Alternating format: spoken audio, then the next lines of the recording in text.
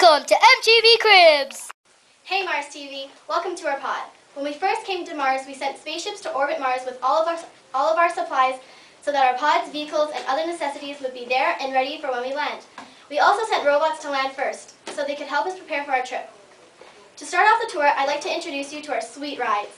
We have these self-contained vehicles that we use to explore Mars. They're basically a spacesuit that is compressed, big enough to fit 3 to 4 people, protective of cold or hot weather, provides oxygen. Come in this way to see the inside of our underground pod.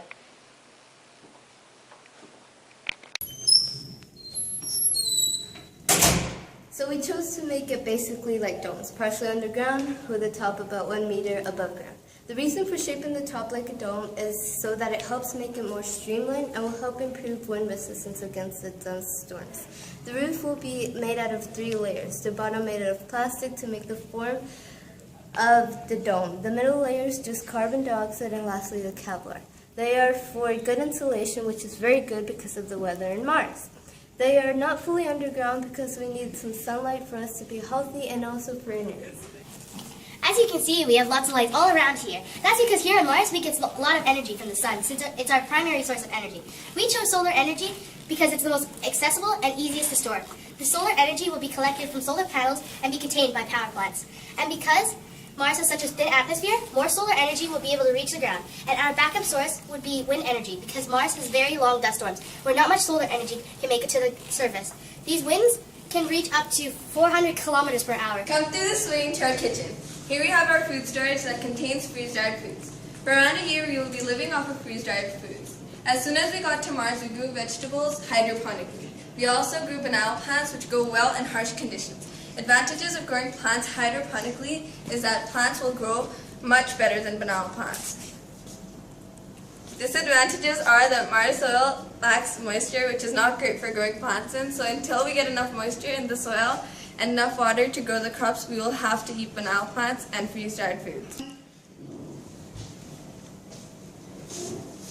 Oh man, I'm thirsty! We, since we're brilliant, chose 2 solutions, a long-term and a short-term solution. Our long-term solution is to make the atmosphere denser by planting trees to make large bodies of water. Our short-term solution is to get to the North Polar ice caps, and if they're frozen, then the energy team will have to help us with... Ew, look at all this garbage. Good thing all the garbage is freeze-dried to kill the smelly bacteria. All the garbage is also organized to make sure we can collect any junk that can be reused. The garbage is also crushed and squeezed so that we can collect any water out of the garbage. The garbage is then dipped into liquid nitrogen. Liquid nitrogen freeze-dries the garbage and makes it smell less and kill the bacteria. Every 6 months after the garbage has been crushed, it is sent in a big rocket and burned in any atmosphere. So basically, a shooting star is actually a big rocket full of poop and garbage. Okay, your feet are cut off a little bit. Brrr. It's too cold up here, but it's a good thing we have something to make a balance between heat and cool on our colony. I found that for colonizing Mars, it would be more efficient underground due to the greater insulation and the possibility of geothermal activity. This would provide the greatest amount of heating at the lowest cost of energy, and I found that we should attempt to start a global warming process. Then we could move to the surface fairly early. Okay, go. Big step, big step, big steps, big steps, big steps, big steps, big... Done. Good. Action. Ew, the air up here sucks. It's much better underground. The only way we were able to obtain the oxygen in the first place was to build an artificial atmosphere underground, because of its safety, and it was also easier to build than above ground.